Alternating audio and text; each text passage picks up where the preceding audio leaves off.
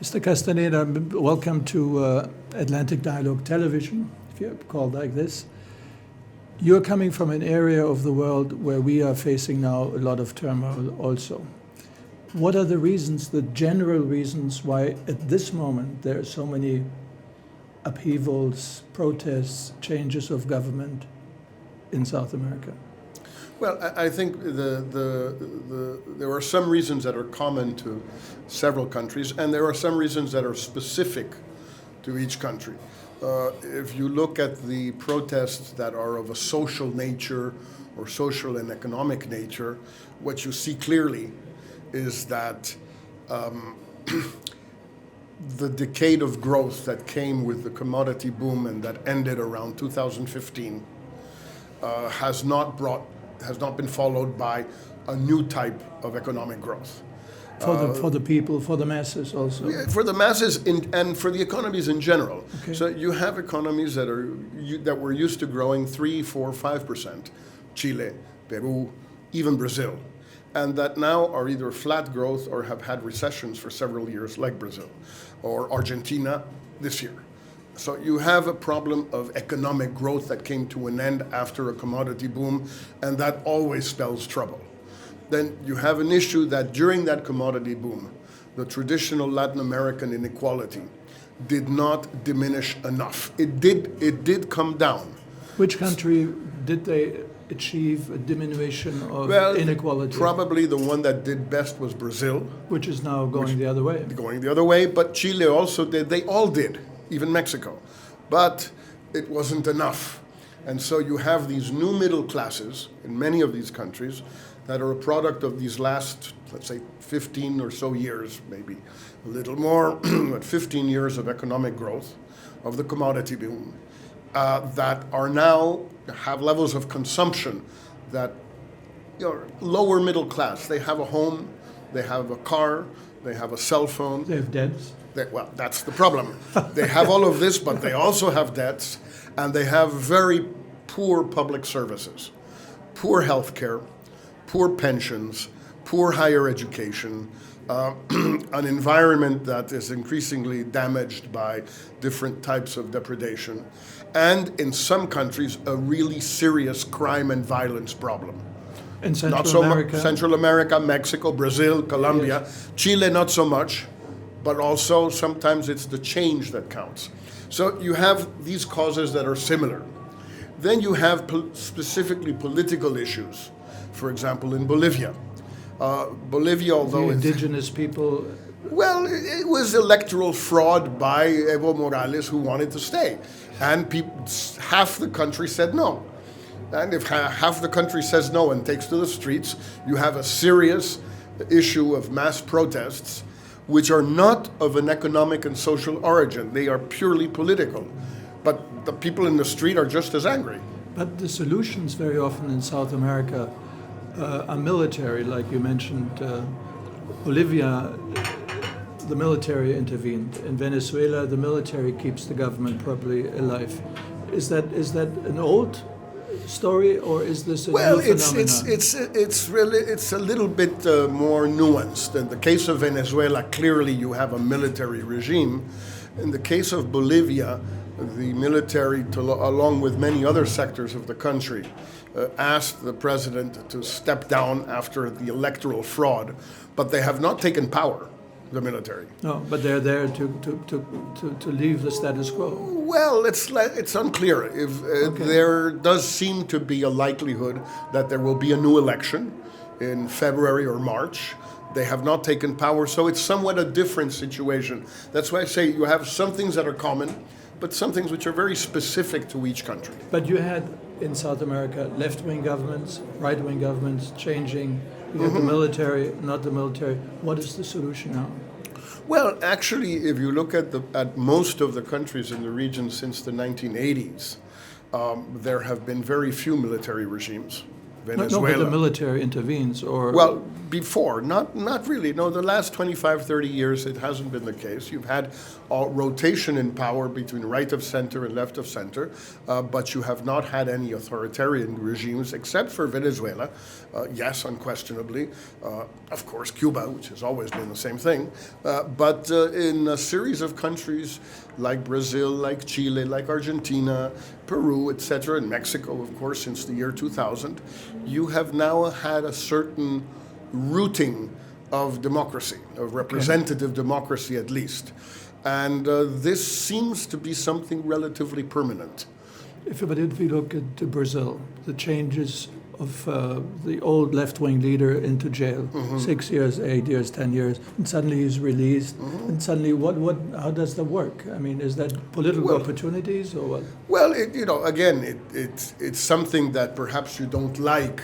I thought that Lula should have been allowed to run, and that regardless of the outcome of the trial of his trials, he should have been allowed to run because, in fact, he was barred from running for legal Corruption. Political reasons. But Okay. the fact is that even with Bolsonaro, who's an extremist, who's a quasi-fascist, He's a Trump. He's a South American Trump. he's a South American Trump, but the Congress, the media, the state governors, civil society are putting serious restraints on him.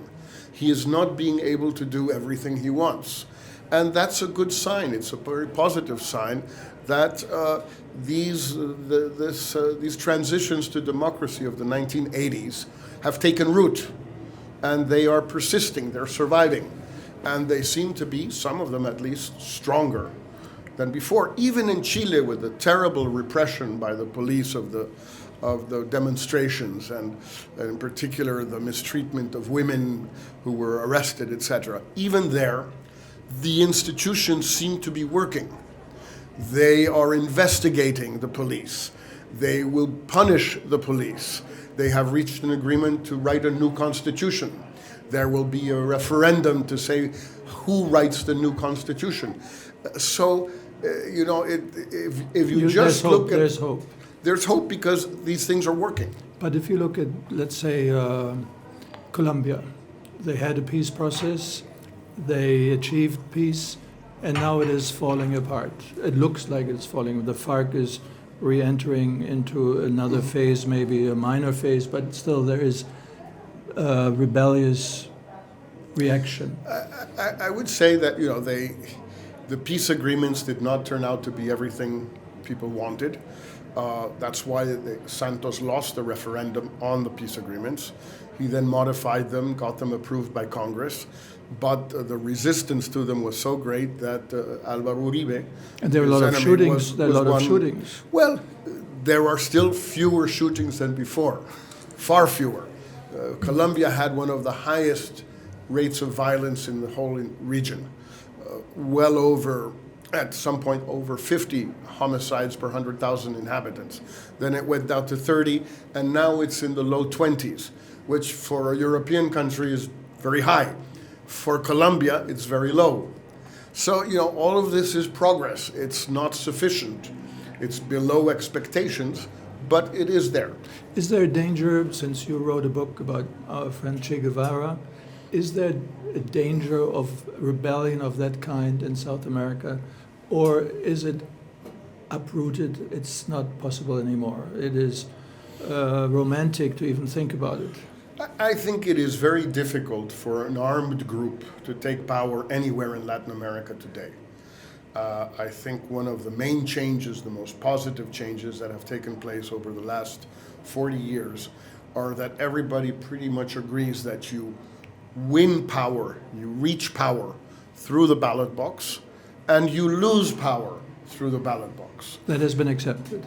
I think so. So I think this notion that you can reach power through the barrel of a gun is no longer viable in Latin America. I may be mistaken, but my impression is that this is pretty much the case today.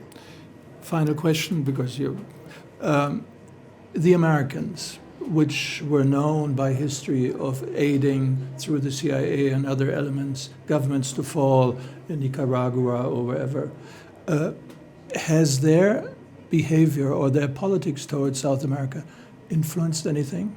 Meaning, for example, Venezuela, they said in 3 months the government of Venezuela, Maduro, will fall. It didn't fall. It didn't fall. Wherever, is it better they keep their hands out, or is it better if they take more interest? It's. I think the blanket statement is very complicated because if you say they should not get involved in anything, well, then you are in a sense tying your hands behind your back, because if you have, let's say, as occurred in Honduras in 2009, let's call it a right-wing coup against a left-of-center regime, if the Americans are not on board with sanctions, with censure, or if they do not condemn and punish multilaterally human rights violations, or they do not participate in promoting the Inter-American Charter where constitutional rule is interrupted, everything else is ineffective. Without the Americans, nothing happens. With the Americans, very often, bad things happen. Well, you as a Mexican, you know the front line. That's why you can't have a blanket statement, because the Americans should stay out. First of all, it's not possible. But secondly, it's not necessarily desirable. If you also say the Americans should do everything and be in everything, well, that is certainly not desirable, even if it's possible. In Cuba, they are very active all the time. Since the beginning of Castro, there have been sanctions, tariffs. Has that changed anything? No, it hasn't changed. It's just made life miserable for the Cuban people, unquestionably. But on the other hand, if you don't have the sanctions against massive human rights violations agreed to by everybody, the point is that it not be the United States unilaterally, that it be the region. That's why we have the Inter-American Democratic Charter, which was signed on 9/11/2001 in Lima. That's why we have the San Jose Convention on Human Rights from 1968. That's why we have a series of these instruments, because Latin Americans believe that we need a collective defense of human rights and a collective defense of democracy. But does that happen in Honduras? There have been, it happened in Honduras in 2009. Yes, it did. Today? In 2009. Yeah. And I think that, it's a question of ironing this out.